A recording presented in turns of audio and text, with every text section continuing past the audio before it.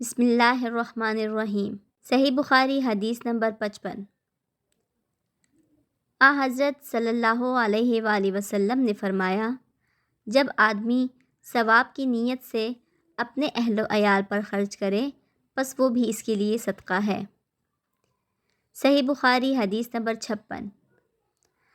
حضرت صلی اللہ علیہ وآلہ وسلم نے فرمایا، بے شک تو جو کچھ خرچ کرے اور اس سے تیری نیت اللہ تعالیٰ کی رضا حاصل کرنی ہو تو تجھ کو اس کا ثواب ملے گا، یہاں تک کہ اس پر بھی جو تو اپنی بیوی کے منہ میں ڈالے۔ صحیح بخاری حدیث نمبر 57۔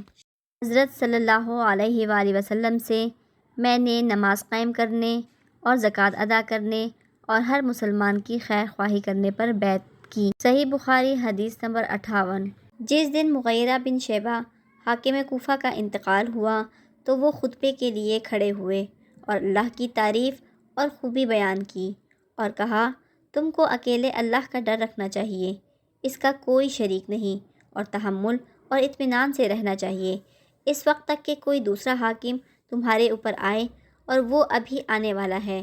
پھر فرمایا کہ اپنے مرنے والے حاکم کے لیے دعائے مغفرت کرو، کیونکہ وہ مغیرہ بھی معافی کو پسند کرتا تھا۔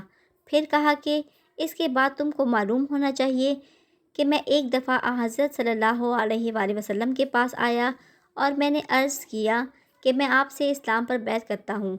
آپ نے مجھ سے ہر مسلمان کی خیر خواہی کے لیے شرط کی، پس میں نے اس شرط پر آپ سے بیعت کر لی، پس اس مسجد کے رب کی قسم میں تمہارا خیر خواہ ہوں۔ پھر استغفار کیا اور ممبر سے اتر آئے۔ جزاک اللہ خیرہ۔